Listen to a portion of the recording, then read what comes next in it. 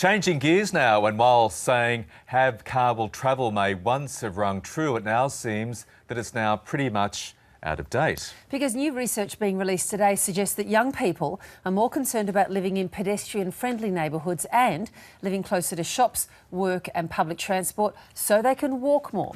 Ben Rossiter is from Victoria Walks, which commissioned the study, and he joins us now in the studio. Ben, good morning. Good morning. Good well, morning. first of all, I must say, so an organisation called Victoria Walks, shock horror, finds that Victoria wants to walk. Well, you would find that, wouldn't you? Is that what? Did you find what you were going looking for?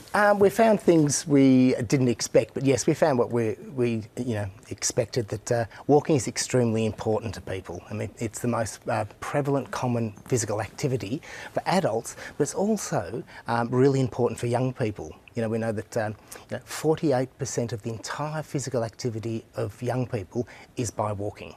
And people don't expect that. And why are more young people wanting to walk as opposed to going out and getting their licence and driving places? I think they want to be connected to their community. They don't want to waste time. They've grown up in back seats of cars. You know, they want to be close to work, to shops, to entertainment, and live in areas where they can get out and about. And I think for young people, an important thing is, getting out is part of their social life, their social networks. You know, they get out to walk, to chill out for time by themselves and that sort of thing. They don't necessarily say, I'm going for a walk. It's a byproduct of how they lead their lives. And it's interesting that you mentioned that figure before of the sole form of exercise for almost half of young people is walking. Yep. But I guess it's not walking for exercise, it's just incidental walking, if you like. It's how they get around. It's incidental, so transport walking or utilitarian walking. Right. And that's the really big thing. Walking for recreation is much lower, but it's walking that's for more transport. older people, I guess. Yeah.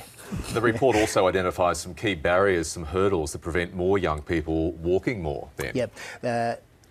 Poor what we call infrastructure, that footpaths, crossing opportunities, but driver behaviour. About 50% of young people did not feel confident that drivers would give way when they're supposed to, like at crossings when turning vehicles. And and a lot of drivers don't necessarily get that. Pedestrians have the right of way. Yeah, no, we strongly suspect that's an area of research we'll be looking into, that we don't think drivers have a full understanding of their obligation to give way, but also I think because we have car-dominated worlds, it's a bit like chicken.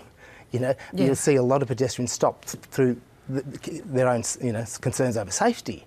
So, they're winning. Are they prepared to take on a moving car? Not really. Yeah, but you'll also see lots of pedestrians, and they tend to be young people, and I drive a fair bit, and I notice this, walking like that with their phone or having noise-cancelling headphones in where they're completely oblivious to all that's going on around them, which is not a great look either. Not a great look. However, if we look, there's not a lot of data to say that that's the cause of most crashes. And we know that more for drivers, mobile devices are much more important. I think one of the things to balance out, now this is not young people, but with seniors, because we know seniors are well overrepresented in road stats, and they're not walking around Snapchatting and Facebooking. So we've got to be a bit careful of thinking that, it is about mobile, and it risks being victim blaming because the data's not showing that that's the major issue. Until we see some data, we can't really respond to that. You've clearly released this study this morning because you want to continue that discussion about how to build healthy neighbourhoods, how cities can work with their town planners to actually create walk-friendly neighbourhoods. What are the key aspects, a couple of them that you need in order to have a walk-friendly neighbourhood and to encourage people to work more? There's obviously the walking network. We plan networks for all transport modes apart from walking, really. We plan cars or bicycles or buses from A to B, but we don't do that level of sophisticated planning for walking. So a walking route is only as good as its worst barrier. So if there's blocks in the network... Like a really awful major road you have to cross and that sort of thing. Yeah, so it might be great, but if we've got that, people won't walk. There's also behaviour issues. We know for young women, but harassment is a particularly big issue for young women. We know that, very few, it's only about 15% of young women feel okay walking at night. and 40% of young people don't feel safe walking in their own neighbourhood. Right. One of the issues that came out, and this was an open-ended question, so we didn't prompt them to respond to this, but the number of young people, particularly young women, talking about harassment, catcalling, intimidating male behaviour. Day and night. Day and night, just really putting them off walking. And that's, you know, we have to respond. That's a major issue for society, and we're not responding very well.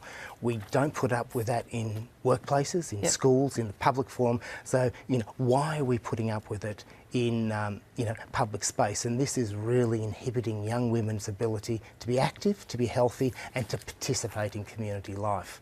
And I think one thing we've got to be really clear about, this is not about protecting women, this is about men changing their behaviour. Absolutely. Ben, Rosetta, really good to talk to you about this. I'm sure it'll kick off a big conversation. Thanks so much. That's a pleasure. And I volunteered to do that study on people with heads in phones and headphones. Yeah, I'll just add one quick thing. I was in Hong Kong last year, and it's one of the busiest pedestrian areas in the world, and people are all on mobiles. And when I got there, I thought I'm going to be bumping into people everywhere, but I don't know why they just didn't bump into people. Oh, they know and how to make it work. They know how to make it work. Wow. You can actually develop a sixth sense. I think there's something. Yeah. Yeah. Australia, take note. Thanks, Ben. It's a pleasure.